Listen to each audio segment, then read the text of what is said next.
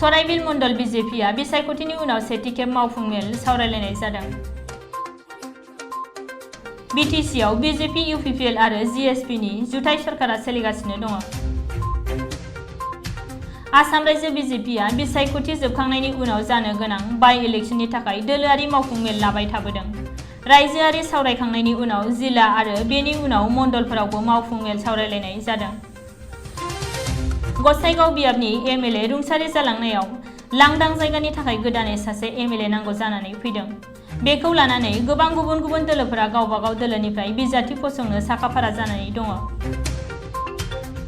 थांनाय बिसायख'थियाव गसाइगाव विधानसभा बियाबाव यूपीपीएल आरो बीजेपी दोलोआ रायज्लायनायनि गेजेरजों यूपीपीएलनिफ्राय सासे बिजाथि दिखांदोंमोन। नाथाय बेरेखा दोलो बीपीएफ हान्जानिफ्रायसो देरहासार जादोंमोन।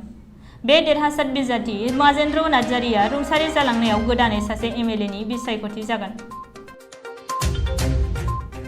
बे बिसायख'थियाव बे बाराव बीजेपीनि माखासे दैदेनगिरिफोरा बीजेपी दोलोनिफ्राय बिजाथि होजानो लुबैनायखौ दिनै नुनो मोन्दों। आथिखालाव बबे दोलोनिफ्राय सोर सासेया बिजाथि मोनमारगोन बेखौ समाजो खिन्थासिगोन। আজি আমার সরাইবিল মণ্ডলের কার্যনির্বাহক সভা আমি বছরে বছরে পাতিব লাগে আর ইলেকশনের পিছত আমি এটি প্রথম কার্যনির্বাহক সভা পাতিছোঁ। আমার নিয়ম আছে স্টেটত আগত কার্যনির্বাহক সভা হয়, তারপিছত জিলাত হয়, জিলার পিছতে আমি মণ্ডলবোৰত কার্যনির্বাহক সভা পাতোঁ। এই নিয়ম মতে আমি আজিৰ দিনটো কার্যনির্বাহক সভা পাতিছোঁ। আগন্তুক দিনত এই সমষ্টিৰ মানে यूपीपीएल না বিজেপি দলক টিকেটটো দিব।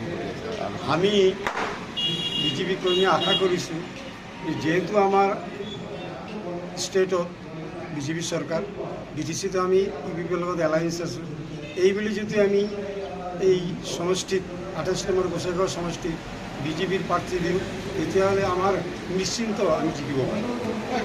বিজেপি যদি টিকেট পোৱা হয় তেনেহ'লে কোনটো না, আমি সেইটোৰ কথা নহয়, আমার কথা হ'ল বিজেপি পার্টিয়ে উদ্বোধন কর্তৃপক্ষে যাকে দিয়ক নাকি আমি তারে কাম করি।